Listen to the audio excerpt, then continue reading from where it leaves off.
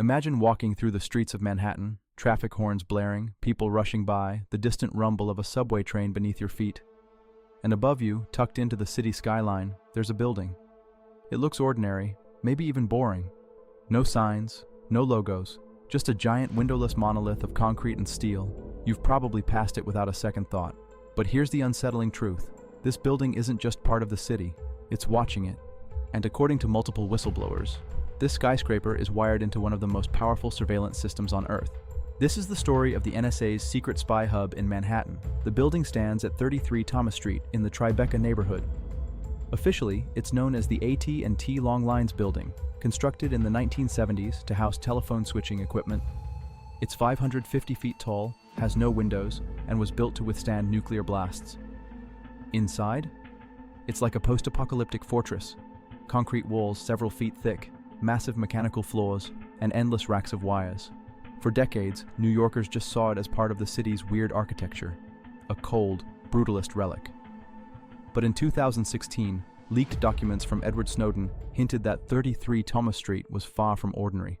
It wasn't just AT&T's communication hub. It was a core site for NSA surveillance operations, codenamed Titan Point.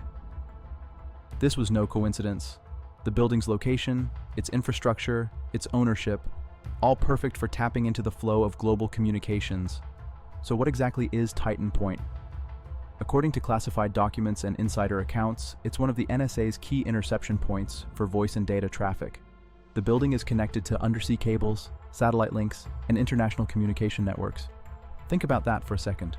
Every phone call, email, or data packet that passes through certain AT&T systems could be duplicated and sent directly to NSA servers. From there, powerful programs sift through the data, scanning for keywords, mapping social networks, tracking movements, and building digital profiles of people all over the world. And it's not just suspected criminals or terrorists, journalists, business leaders, foreign officials. Anyone whose communications cross these lines can be swept up. The origins of Titan Point are traced back to the Cold War, when US intelligence agencies sought better ways to monitor global communications. The NSA forged partnerships with major telecom companies under top-secret agreements, one of the most important being with AT&T. Over the years, these partnerships deepened. By the early 2000s, after September 11th, the Patriot Act expanded surveillance powers dramatically. Suddenly, the NSA had both the legal cover and the technological means to collect data on an unprecedented scale. 33 Thomas Street became a crown jewel in this network, a site where vast amounts of domestic and international communications could be captured without the public's knowledge. Descriptions from former employees and leaked blueprints paint a picture of the inside. Massive switch rooms filled with equipment humming day and night, floors stacked with cooling systems to keep servers from overheating, secure vaults where only certain personnel are allowed. There are no windows, because light and temperature changes could interfere with sensitive electronics. The walls are reinforced to block electromagnetic signals from escaping, making it nearly impossible for outsiders to detect what's happening inside. And then, there's the rooftop, dotted with satellite dishes and microwave antennas, pointing to the sky and to other parts of the city, each one a potential link to a global web of surveillance. When Edward Snowden's leaks hit the press, they revealed programs with names like PRISM and Fairview, the latter being a partnership with AT&T to collect vast amounts of data. Investigative journalists connected the dots. Fairview operated out of several facilities, and 33 Thomas Street was one of the most important. Former AT&T technicians have spoken, cautiously, about being aware of secure rooms in the building where only government-cleared individuals could enter. What happened in those rooms? No one outside the program knows for sure, but the implications are chilling. Manhattan isn't just a dense urban center, it's one of the most critical telecom hubs in the world. Under the streets, fiber optic cables connect to transatlantic lines carrying data between continents. The AT&T building is positioned right in this nexus. By tapping into this point, the NSA could access not just domestic calls and emails, but international traffic flow. This raises huge questions about privacy, legality, and trust. Supporters of the program argue that surveillance like this is essential for national security, to detect threats before they happen. But critics warn that such power, in secret, is ripe for abuse.